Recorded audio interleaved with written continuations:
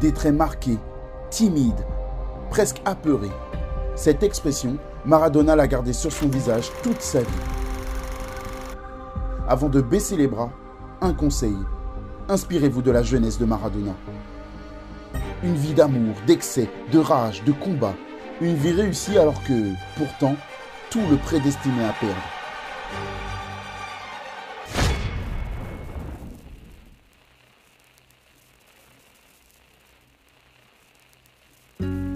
C'est dans la misère que Diego Armando Maradona voit le jour en octobre 1960.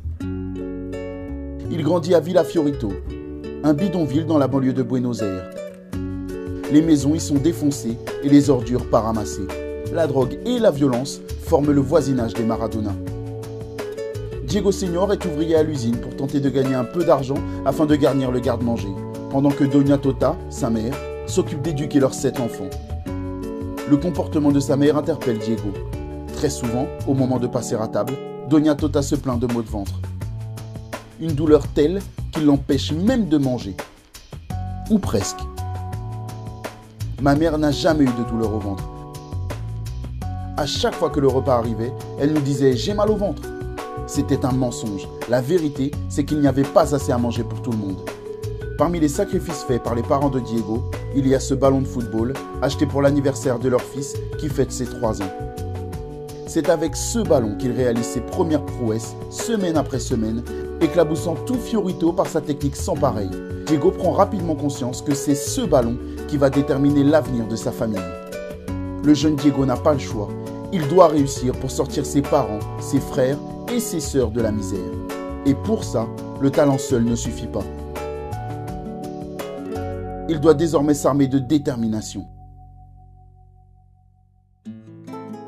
Ce supplément d'âme, Diego doit le montrer dès son entrée dans son premier club de foot, les Argentinos Juniors. Âgé de 8 ans, Maradona est plus musclé que les autres enfants de son âge, mais reste néanmoins beaucoup plus petit qu'eux. Certains dirigeants du club l'accusent d'être plus vieux que son âge et d'être en réalité un adolescent nain. Doña Tota est même obligée de présenter le certificat de naissance de son fils pour prouver qu'il n'a pas plus de 8 ans. Sa première licence de football validée, Maradona crève l'écran. Aucun défenseur ne réussit à lui prendre le ballon. Sa technique balle au pied et sa force dans les jambes lui permettent de battre n'importe quel défenseur. À tel point qu'il devient rapidement l'ennemi numéro 1 dans les yeux des parents des joueurs adverses. Ces derniers ne comprennent pas comment un enfant si petit, si atypique, si pauvre puisse être meilleur que leurs enfants. On l'insulte. Sale pauvre, tu as la peau sombre, tuez-le.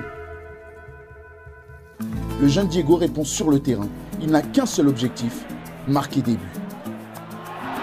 Son premier entraîneur, Francisco Cornejo, est persuadé que cette haine a rendu Diego plus fort encore.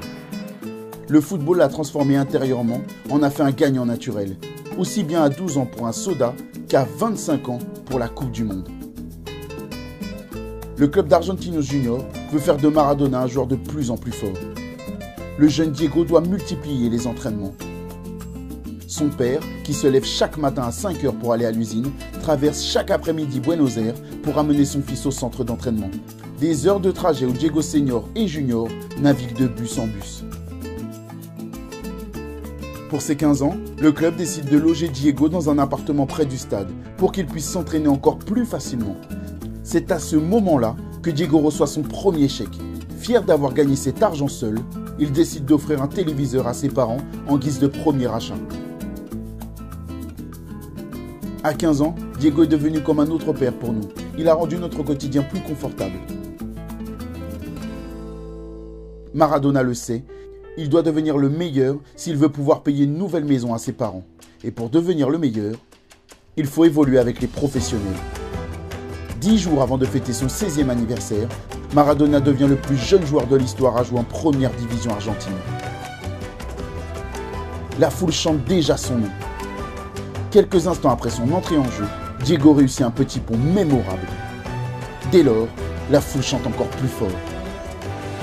Maradona marque son premier but en professionnel 2 semaines après avoir fêté ses 16 ans. L'Argentine tient son plus grand crack.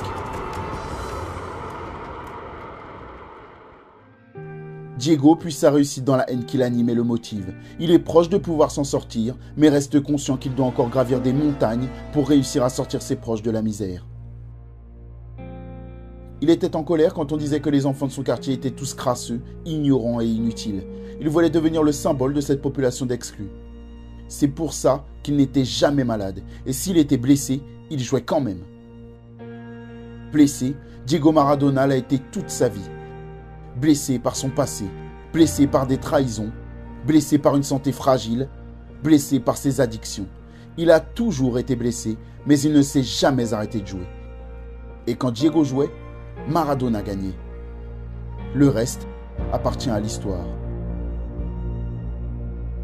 Si un tas d'incertitudes autour du côté sombre de Maradona demeurent éternelles, deux choses sont sûres quand on évoque El Pibe de Oro. Il a aimé viscéralement le football et il n'a jamais vraiment quitté son âme d'enfant, celle qui lui a donné la force nécessaire pour ne jamais perdre espoir.